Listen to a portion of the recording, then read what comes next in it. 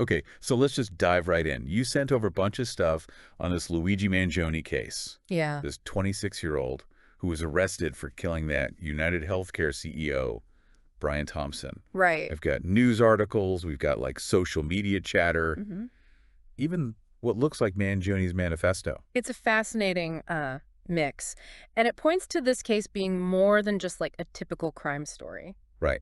So our mission here is to go deeper than the headlines. Yeah. You know, we're not just trying to figure out who did it, but like Yeah. why, Right. what drove this guy to do this, and what does it tell us about healthcare in America today? Exactly. To start, maybe we should just address the elephant in the room. Oh, okay. This isn't like some hardened criminal we're talking about. Yeah, Mangione's background is about as far from that image as you can get. it's true. Elite prep school, valedictorian, Ivy League grad.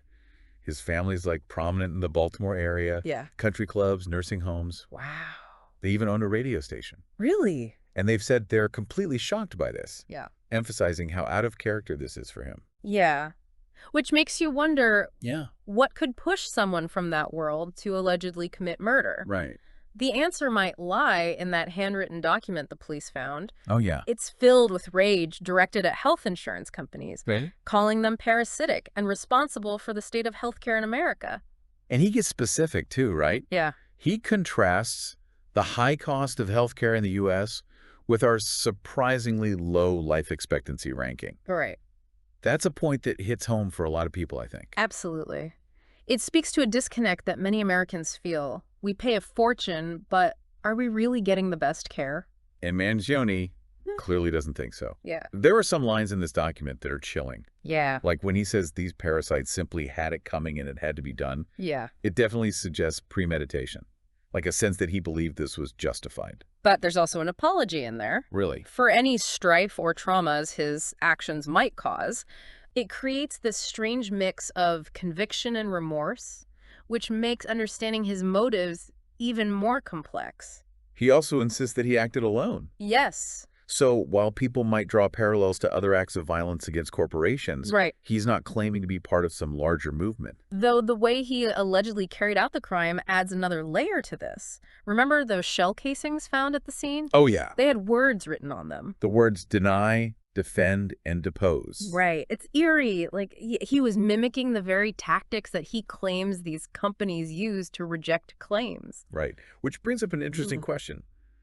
Is this purely about a broken system? Yeah. Or is there a personal element here, too? Yeah. We know Mangione struggled with really bad back pain for years. Yes. He even had surgery for it, but it continued to impact his life significantly. There's even a detail about him living in this surf break co-living space in Hawaii. Oh, wow. Apparently, his roommate said the pain was constant, but he never displayed any violent tendencies. So what changed? We know that he was an avid surfer and hiker. Yeah. Activities that could easily aggravate a back injury. Mm-hmm. And if we dig into his reading habits, things get even more intriguing. He reviewed a book on Goodreads called Crooked, Outwitting the Back Pain Industry. Hold on. So his own experience with back pain, maybe even dealing with insurance companies and treatment plans, Yeah. could that have fueled his anger? It's certainly a possibility, and if his pain was chronic and debilitating, it could have made him feel trapped in a system he saw as failing him.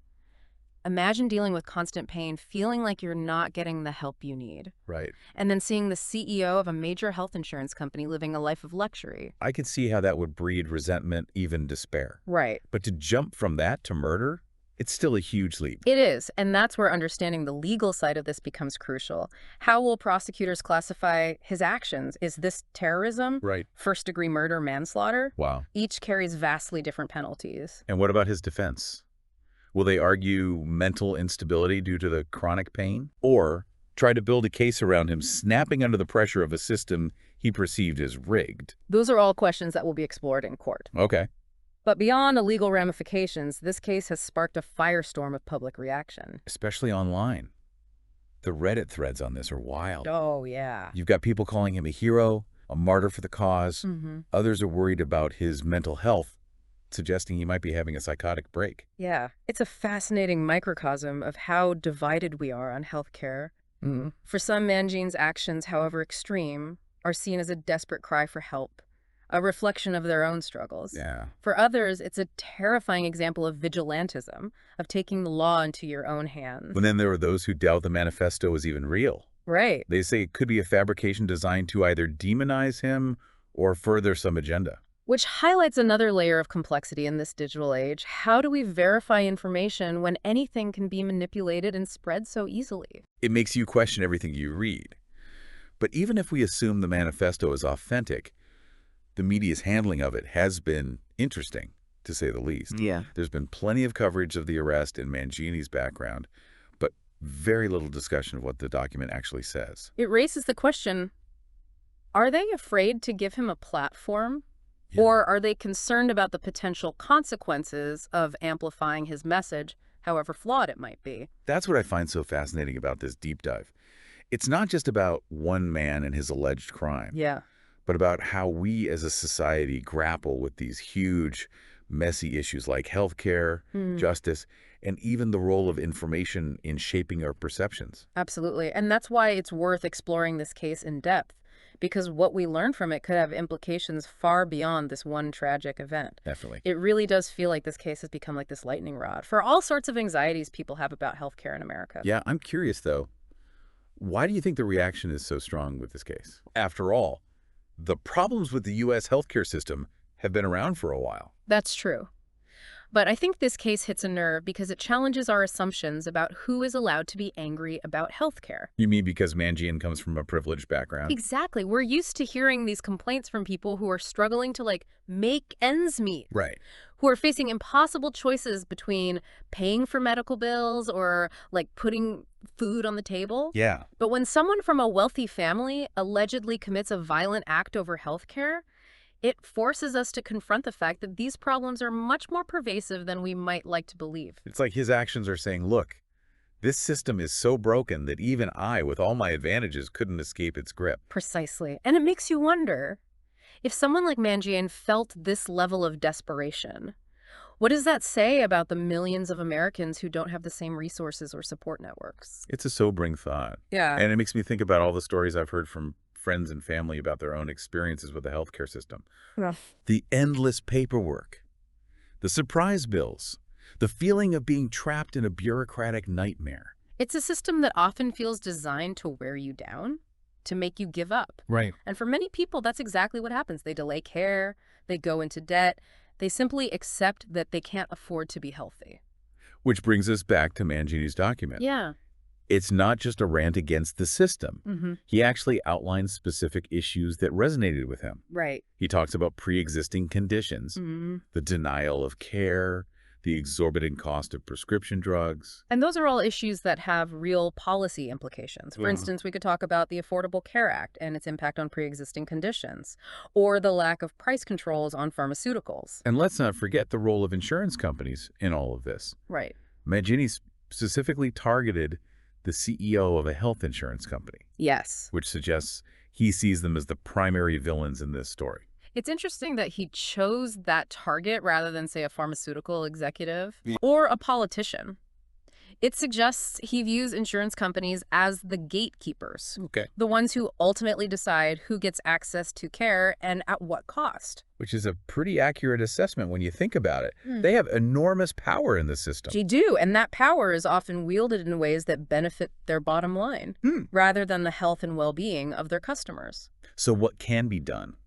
Is there any way to fix this system? It's a complex problem with no easy answers.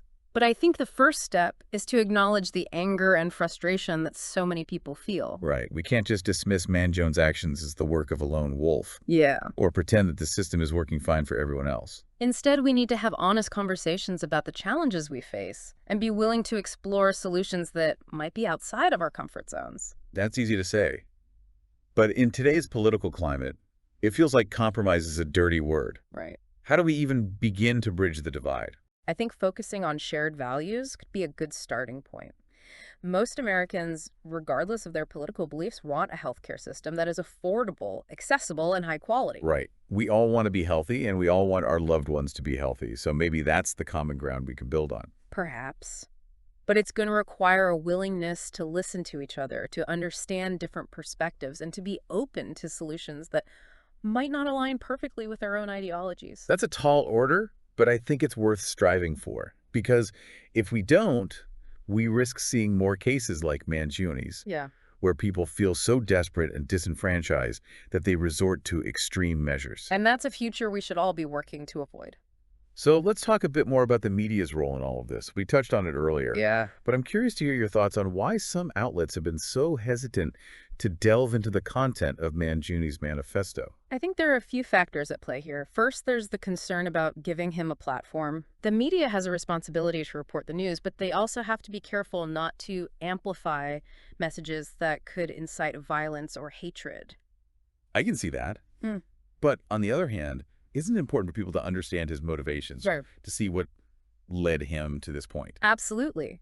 And I think there's a way to do that responsibly without sensationalizing the story or endorsing his actions. Mhm. For example, journalists could analyze the manifesto's content, putting it into context, and exploring its potential implications. Like connecting his specific complaints to broader systemic issues within the healthcare system. Exactly. They could also interview experts on healthcare policy, Right. criminal justice, and mental health to provide a more nuanced perspective on the case. It feels like there's a missed opportunity here.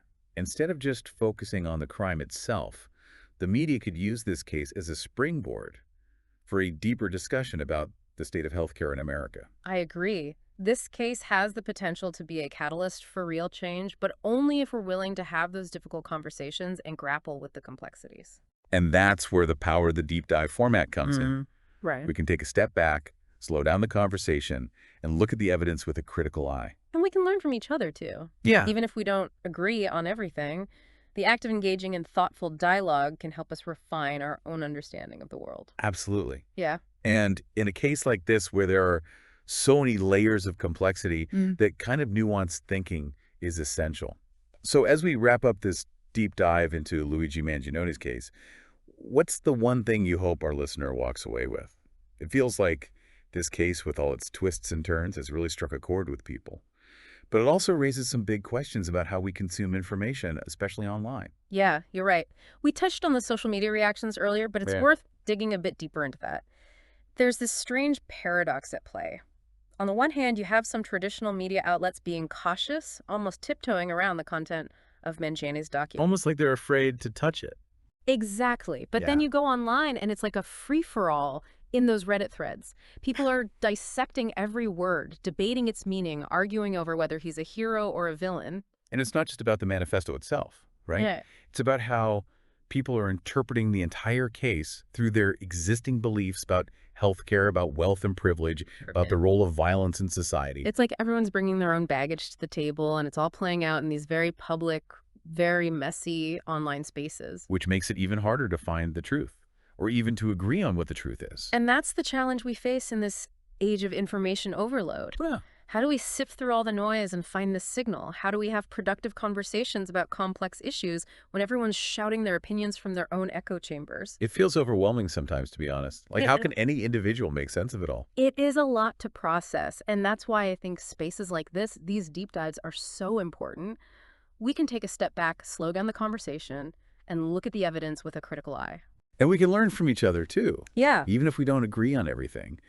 The act of engaging in thoughtful dialogue can help us refine our own understanding of the world. Absolutely. And in a case like this, where there are so many layers of complexity, that kind of nuanced thinking is essential. So as we wrap up this deep dive, what's the one thing you hope our listener will take away from it?